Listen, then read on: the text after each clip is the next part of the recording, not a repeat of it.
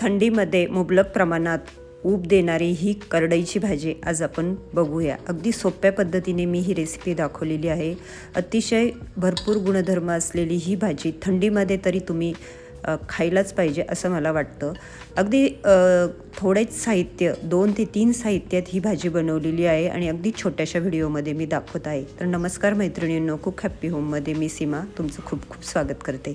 आलं ना तोंडाला पाणी, बघा ना किती हिरवीगार भाजी झालेली आहे, तीही गरम गरम ज्वारीच्या भाकरीबरोबर। तर ही बघा, ही करडईची भाजी आत्ताच माझ्या शेतातून मी उपटून आणली। नेहमी दर थंडीमध्ये करडईची भाजी, मोहरीची भाजी, हरभऱ्याची भाजी ह्या भाज्या असतातच। हे बघा, हे माझं शेत, आता हे सगळीकडे गहू आणि हरभरा आहे, ह्या बाजूनी लसूण आणि सर्व भाज्या आहे, तर ते मी नंतरून दाखवेल। तर ही करडईच्या भाजीचे पानं दाखवते मी तुम्हाला। असे काटेरी असतात, म्हणजे काटे नसतात पण असे ते दिसतात, आणि बघा ना लगेच कळतं की हिच्यामध्ये ऑइल आहे आणि अगदी उबदार अशी ही भाजी आहे। सर्वात महत्त्वाचं म्हणजे सी व्हिटॅमिन असल्यामुळे ती रोगप्रतिकारशक्ती वाढवते। तर मी काय केलं, आता ती गाळातून जरा मातीतून उपटून आणली होती, असे पानं खुडून घेतले, स्वच्छ धुवून आता मी ती चिरून घेणार आहे। तर तुम्ही वेळीने चिरा अथवा सुरीने चिरा। मी अगोदर वेळीने चिरली, पण तुम्हाला दाखवण्यासाठी हे सुरीने।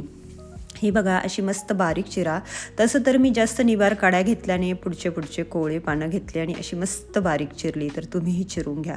आणि तुम्हाला खरंच एकदा सांगते की तुम्ही कुठूनही ही भाजी आणा, पण थंडीमध्ये 3-4 वेळा खाच बरं का। भरपूर कॅल्शियम आणि मॅग्नेशियम असल्यामुळे हाडेसुद्धा मजबूत करते। तर हे बघा, एका मिक्सरच्या भांड्यामध्ये थोड्याशा हिरव्या मिरच्या घेतल्या आणि थोडेसे शेंगदाणे घेतले, कारण नंतरून आपल्याला कूट टाकायचं आहे, आणि वाटून बाजूला ठेवले न पाणी घालता। तर येथे आपल्याला लसणाची फोडणी द्यायची आहे। लसूण तुम्ही ठेचून घाला अथवा बारीक चिरून घाला। मस्त असे जिरे घाला, आणि इथे मी शेंगदाणे टाकलेले आहे। आता आमच्या घरामध्ये अशी भाजीमध्ये शेंगदाणे लालसर परतवलेले आवडतात। तुम्हाला नसेल आवडत तर नका टाकू, पण छान लागतात प्रत्येक घासाला।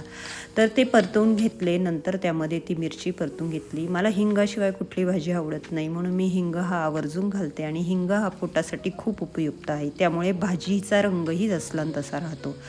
तर हिंगही टाकला आणि अशी चिरलेली भाजी मस्त आता त्यामध्ये परतून घेतली। आता एक लक्षात ठेवा, भाजी अगोदर धुतली होती, त्यामुळे नंतरून धुवायची नाही, आणि लगेच शिजते ती 5 ते 7 मिनिटात, अगदी मध्यम गॅसवर। चवीपुरतं मीठ घातलं, इथे वाफवली नाही, इथे कांद्याचा वापर केलेला नाही, अगदी साध्या पद्धतीने हे केली, आणि घरात मस्त असा वास सुटला आहे, केव्हा खाईल असं झालं आहे।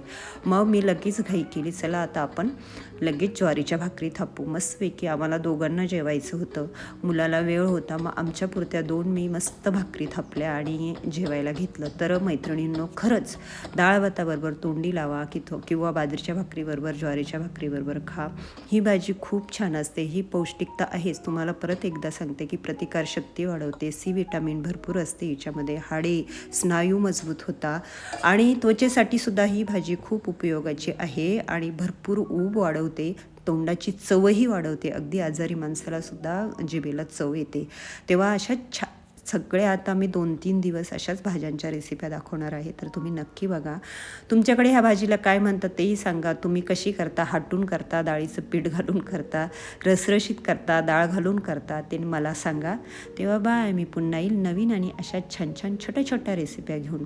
आणि आपलं यूट्यूब चॅनल सबस्क्राईब केलं नसेल तर आठवणीने करा, फेसबुक इंस्टाग्राम फॉलो करा।